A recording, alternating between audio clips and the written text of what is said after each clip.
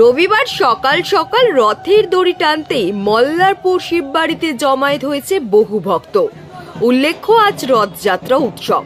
আর রথযাত্রা উৎসবের সকাল ৯টা নাগাদ মল্লারপুর শিববাড়িতে প্রভু শ্রী জগন্নাথ, বলরাম ও সুভদ্রার পুজো দিয়ে রথে করে গোটা মল্লারপুর বাজার পরিক্রমার আয়োজন করল মল্লারপুর শিববাড়ি কমিটি।